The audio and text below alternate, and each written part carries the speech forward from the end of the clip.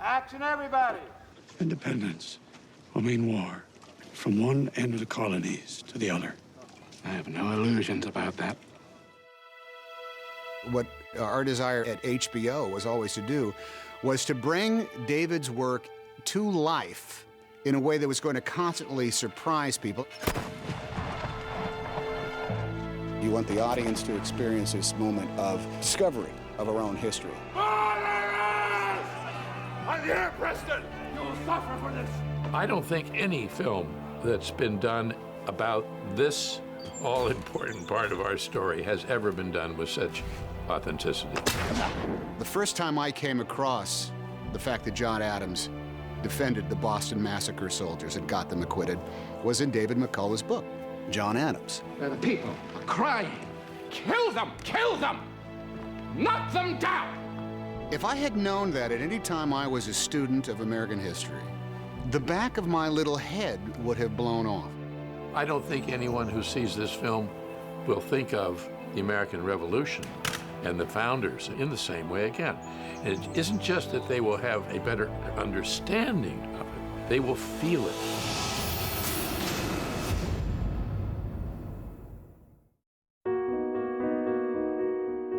It's the most realistic set I've ever been on anything. You'd come on set and you just could not believe what you were saying. We do a huge amount of research on a job like this. We've got model makers, then there's the whole construction, painting side of it. Other people are doing all the technical drawing and drafting. The set decorating department are also fantastic. We had a huge phalanx of artisans who were excited at the prospect of getting every button right. The 18th century is a very expensive world to film because it doesn't exist. I mean, we had to build Boston, we had to build New York, we had to build Philadelphia. To Philadelphia!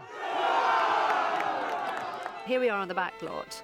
And this has been Boston, and it's now early Philadelphia, and then it becomes 15 years later Philadelphia, which is kind of quite a big change. We're also doing corners of New York here. And this is Russell Street. We've tried to recreate where John Adams lived, his first home in Boston. Since we've shot this set, we then had to completely redress and turn it into Philadelphia. One of the things that was unique to Philadelphia that we found that we used were the fire plaques, in which you bought insurance for different fire companies, and they would come put your fire out if you had it. That one particularly is the company that Franklin started. The contrast was that when we had it for Boston, we had the Boston Massacre here at one point, and it was very, very different. Everything was much dirtier and older. It's an older city. It wasn't built on any particular grid system. And Philadelphia was a new town, and it was built on a grid system, and it was much lighter in area. It was very successful. A lot of business was here. This is all Independence Hall. This is the garden behind the hall, and this is what becomes Congress Hall. We've built 2 stories, and the 3rd story will provide the design of it, but they will put all of that in with CGI.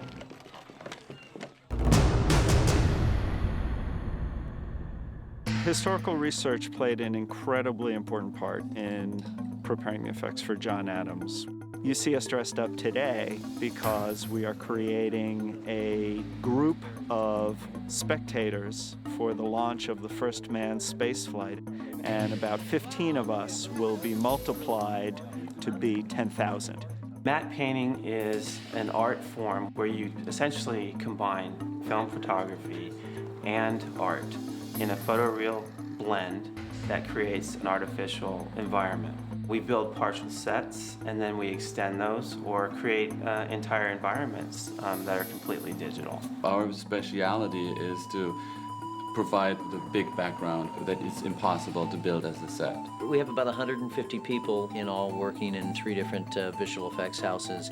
We also have another 40 or 50 working on fixes, things that came up during the production that we didn't anticipate. Anywhere that will have either actors violating the place that the background will occupy, we put green screen, and that's so that we can get a very clean separation and put something behind it. Here we have Paul Giamatti and a couple of other extras walking up the staircase, and the final composite, as you see here, is made up of a number of stills that I shot when I went to Hampton Court, and obviously this lines up perfectly, and they walk up the stairs as if they were there. What you see here is a shot on set, handheld camera with green screens behind, and it's very, very difficult to put anything in there because anything you put in there needs to be moving exactly with that camera. In the final version, you will see that Boston has appeared. Buildings on the right side, the rope walk on the left side, the wharf on the left side, the birds flying, the ships moving, people in the far background, rowboats on the side, ships in the harbor. All these things are put in by us. Another challenge comes up with all of these 3D ships in the background. You can see this foreground net, which is completely live action, and with a lot of help from the people at Cafe Effects, we were able to get all of those ships to appear to be behind there. It was quite a challenge, and I think they did a beautiful job. Sometimes visual effects are not planned. For instance, this shot came to us. It was just going to be adding snow to these trees that are pretty sparse. And then somebody said, well, hey, you know, can we put Boston back there? And he sort of, well, I suppose you can. So it ended up being a night shot, and you know, we've added CG snow and created a mood basically out of something that wasn't meant at all to be a visual effect. I'm currently working on a shot that is George Washington walking onto a balcony greeting the crowd. You know, it takes a lot of thinking into that kind of shot. So we work on it for several weeks. I'm starting out with a plate that is just a green screen shoot like this, and we have to put in a crowd and the buildings behind this plate. The buildings are all not real, they're all done by a matte painter. When you see these shots and the manner in which we photograph them with a handheld camera, I defy anyone to look and say, oh, well, that's clearly an effect shot. God bless George Washington, President of the United States!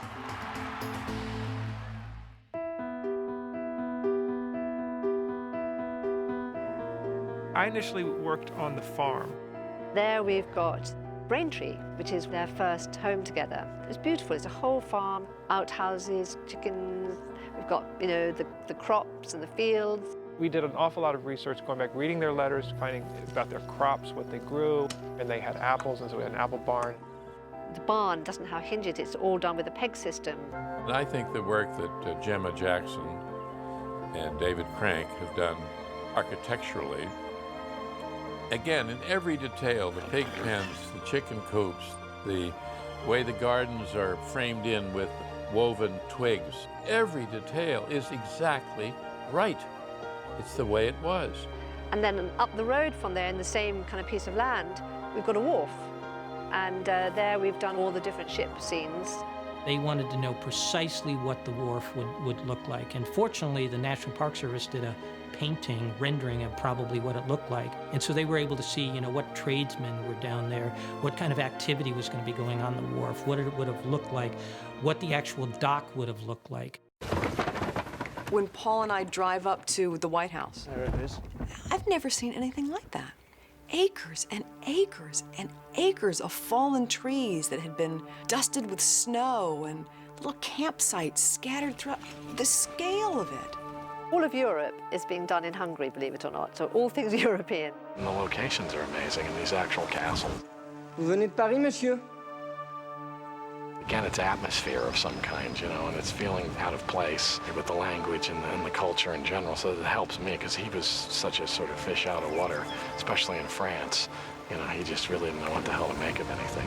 I'm glad that we filmed in Budapest last, because we could really feel the contrast between what it must have been like for colonial Yankees to then all of a sudden be plucked up and go to colorful, exotic Paris.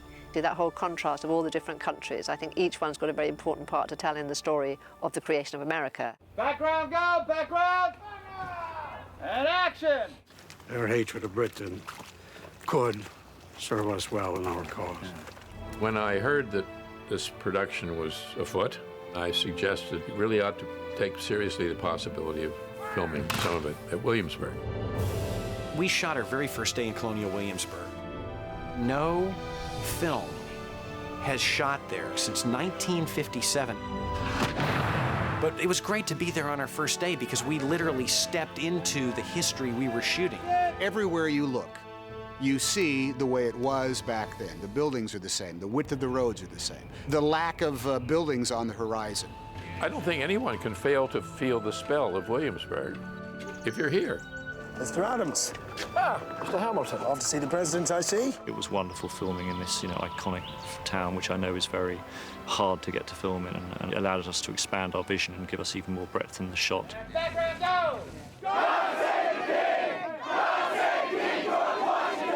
People at Colonial Williamsburg are great, incredibly generous with any information that they've got. I work for Colonial Williamsburg as an historian. I'm the etiquette and deportment consultant for this production, looking at things like table etiquette and when people bow to each other and when they don't bow to each other and what they do to show politeness and what they don't. Truly, lower, Mr. Adams. An improper reverence has been the undoing of many a foreign ambassador. You go into these actual buildings, it feels like the perfect sort of set. One of the first things we shot was in this prison yard. These are the murderers. It was so great to have the actual thing, because it's sort of genuinely creepy in a way that, I don't know, maybe a set couldn't be as creepy as the actual thing. As if this morning 5 are dead, men and boys. It does a lot of the work for you. The Continental Army camp that we filmed here in Williamsburg, we put in front of one of their new restoration pieces called the Public Hospital. We wanted it to be Harvard and turn it into a Continental Army encampment with all the fires and the makeshift lean-tos. We want everything kind of dirty and fire smoke and candle smoke, and I think we've really gone for that in our sets. It wasn't a pleasant place, Washington's camp, in that period. It was riddled with disease. There had been a lot of desertions as people sort of walked away from the Army to go back to their farms at the end of their enlistments. Adams is quite shocked by the condition of the Army and doubly shocked by Washington's very pessimistic mood. We cannot conceal our condition from the British, indefinitely. This is the place. Look at it. It's perfect. You walk around here and it takes you right back there. Colonial Williamsburg was not only the most exciting of the resources that we had at our disposal, but also truly one of the most valuable. You can't do this, really, to the degree that we've been able to without Colonial Williamsburg. Set. Mr. Adams, this is most irregular. Well, Mr. Adams? Wherever possible, I wanted to do things that weren't about making people beautiful.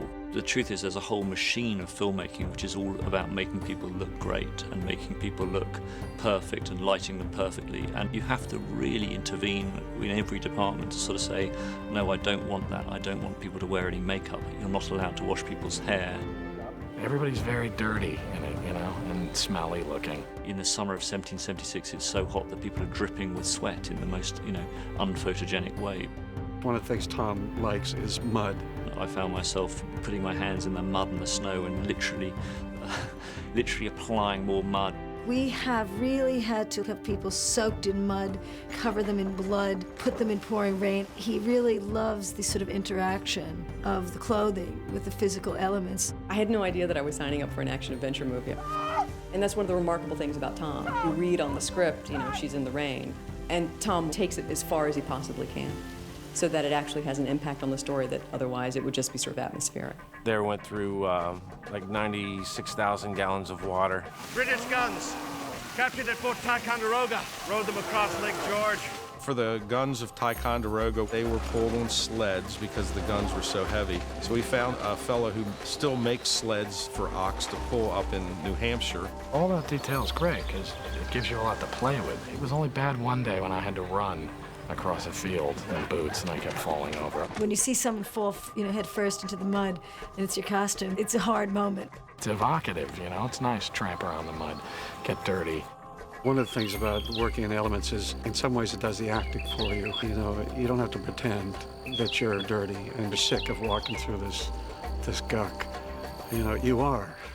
We travel into his face. Bang, bang, bang, bang, bang. Getting away from that romanticized vision of the American Revolution allows you to experience the suspense more vitally, because the reason to romanticize it is, if you know the outcome, is to say these were the great times, these are the great men.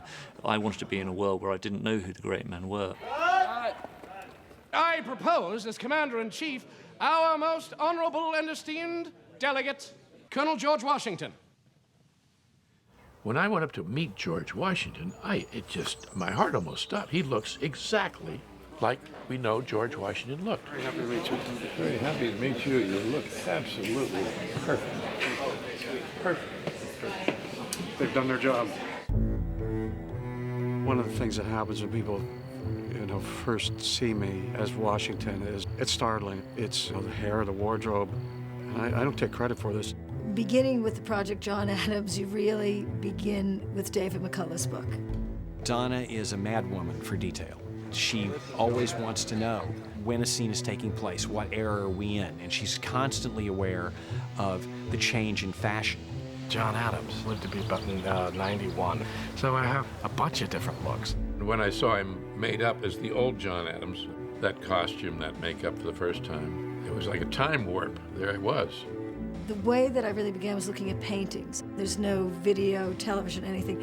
It's essentially through the paintings and through the very few real garments that exist. I think the costumes are extraordinary. There's so much work going into getting the historical details as right as they can be. And I absolutely love Jefferson. Of all the characters, it's the one that had the vastest material for you as an artist. What I really love is the fact that there's a certain fragility that men allow themselves to have at that point. You must give me the name of your tailor. You'll be quite the toast of the beau monde. It's a moment where men were willing to wear, silk stockings of various colors and all of these silk jackets and wigs and still felt like men. And they had shaved hands underneath those wigs that they wore, which has been a great thing to be able to do, because you never see that in these movies where these guys take their hair off when they come home. It's hilarious.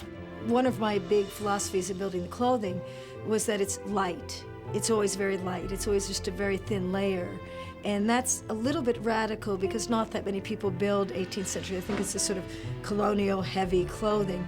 And in fact, it was, exactly the opposite. It's one of the most delicate, it's one of the lightest periods. The costumes run all the different periods of time. So there's the real sort of typical colonial outfit, then there's the stuff that I get to wear when I go to France and England, and then there's the later period. I love the later period stuff. The line is so beautiful. Abigail Adams is a very tricky character. We know she had to have been attractive and charismatic in some way, but it couldn't be overly vain. I see I make an awkward sight. My dear, you are like the death of them all. She is the, true feminist. Send a woman to the Congress. She might knock some sense into them. You're harsh, madam. I am cold. It's so important that we understand John and Abigail Adams because they are a great story. They are a great love story. These are one of the great couples of storytelling. Romeo and Juliet, Elizabeth and Essex, Abigail and John Adams. You do not need to quote great men to show you are one. Completely equal, completely honest with each other. They had an unusually close marriage, and it's been documented, of course, through their letters, which are now famous. The full collection of the Adams Family papers, it's on microfilm. If that microfilm were stretched out, it would be more than 5 miles long. My correspondence with my husband is more important than I can say. You're a woman who's been left with 4 children to run a farm while your husband is off doing important work in politics and trying to set up a government. Those are guns, Mama. I pray they are. It was a dangerous time, and it was a vulnerable time. John and Abigail spend their first 14 years of marriage mostly apart.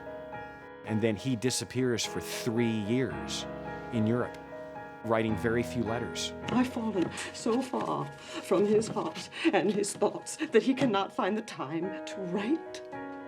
While Abigail continues to maintain the homestead in Braintree, Massachusetts. It's very hard for us with our mobile telephones and our email to reimagine what that sort of loss of contact must have been like. And I think it's one of the great love affairs because it's endured those separations. You are not staying. Laura Linney brings a kind of intense thing to the woman. It doesn't come across as just this perfect marriage all the time. You cannot ask this of me. But they would not accept You cannot. Clearly they had to fight and not get along at times and hate each other sometimes. When Abigail wasn't around, John sometimes made really terrible decisions. I need my best. You need to mind your tongue. She had better sense about politics. I think she was a better judge of people than he was. She was very much his ballast, as he referred to her often. And of course, his letters very famously were always addressed, "My dearest friend." Action, carriage! My dearest friend, the peace treaty is done. But the Congress have instructed me to remain in Paris. Oh, I cannot justify going home. But what should I do for want of my Abigail? I could have written a whole book about Abigail in Paris, because she arrives there having never been anywhere. Probably the most she'd ever been was 60 miles from home. She arrives in Paris, she's astounded, she's in some ways revolted by manners, mores, dirt, the conspicuous presence of prostitutes. And it's all in conflict with her notions of decorum and proper civilized community behavior. And then she goes to the opera. And she started being part of the social element that her husband was committed to participate in. And she was in her element. Jefferson was utterly charmed by her. Your wisdom and your passion for your country is said to inform your husband's every decision. You do me more credit than I deserve, sir. John Adams would never have been what he was without Abigail. All that I have, all that I am, and all that I hope in this life, I am now ready to stake upon it. David McCullough brought forward this ocean of experience in which geography and time and politics and really passions played all equal a role in the forming of the United States of America. While I live, let me have a country, a free country. John Adams viewed it as being an abomination against God to own slaves. So his work on his farm was always done by hired hands and by himself. Many people think of John Adams as a rich Boston blue blood. He wasn't any of those things. He was a farmer's son. He lived out in the country. The British march unconquered! The British march Get inside. unconquered! He, like so many driven people, pursued what he believed to be his duty. And that was a very important factor in who these guys were. First sign of trouble, you fly to the woods! There was a role to play, and he always answered the call, sometimes to the detriment of his wife and family. You said you'd stay this time. I go because I love you. Among all of the founding generation, he is in many ways the most flawed. Well, I trust that you will press His Majesty for a greater commitment on our behalf. He's less iconic than those other guys are, Jefferson and Franklin and Washington, and everything just came right out of his mouth. America needs more ships. French ships, monsieur. His honesty was in some ways his weakness in the world of politics. He didn't know how not to speak his mind. It is one thing to turn the other cheek, but to lie down on the ground like a snake and crawl toward the seat of power in abject surrender, well, that is quite another thing. Adams was brilliant and gifted, but he was stubborn, he was irascible, he was single-minded to the point of self-destruction, he was quick to take grudges, and he held them for a very, very long time. He really was a very human guy, really mixed up and conflicted about everything. To the revolution. Whose? They're one and the same, John. He saw both sides of things way too clearly. Drove him crazy.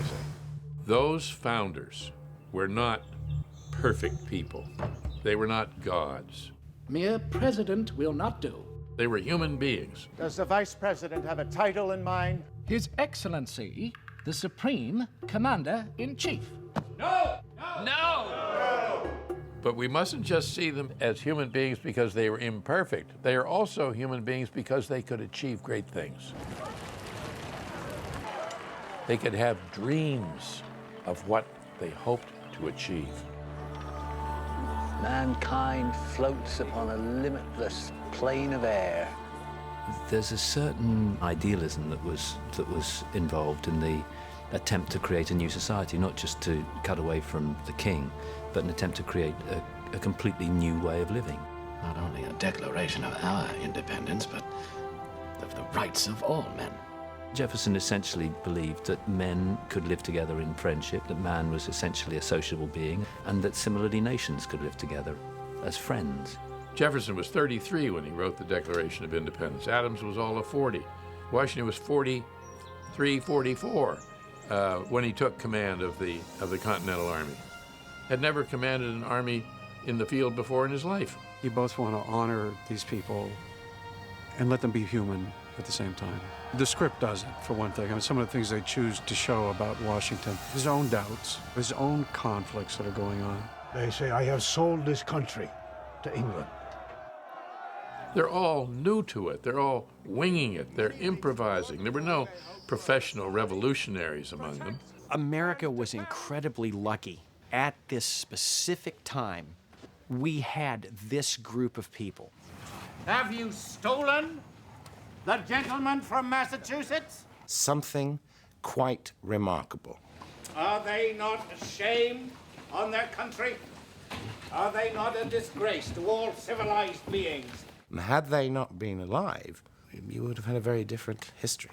Very glad to have you gentlemen with us. Very glad indeed. Rolling. And action. When, in the course of human events, it becomes necessary for one people. The details of this film are extraordinary. The separate and equal station to which the laws of nature and of nature's God entitle them. I was incredibly keen not to romanticize this period, not to suggest that the 18th century is a better time, a simpler time, a golden time. We needed to be able to show how hard it was to be alive in the 1700s. David said in a pep talk he gave all of us here right before we started shooting that if these people came back to America today, they would think, oh my God, these people have no idea. They're just a bunch of sissies. The whole awful business of tar and feathering. This was torture. It was a horrible thing to do to anybody. We live in a very soft, comfortable, secure world compared to theirs. You never knew when epidemic disease was going to sweep through your town and take the lives of your loved ones. While John Adams was in Philadelphia arguing one thing, Abigail Adams was at home inoculating her kids in order to save their lives. I want Papa. We must depend upon ourselves. When you start putting that kind of stuff right up next to the framing of the Declaration of Independence, it brings a new refracted focus onto just how fragile a process this was.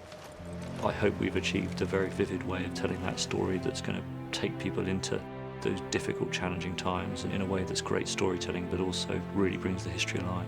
We'd seen pastiche versions of it. We'd seen small versions of it. We'd seen glorified versions of it. But never a version of America becoming its own nation told through the eyes of someone who was living in the dangers and the proclivities of the actual day. I, John Adams, make you the following solemn promises.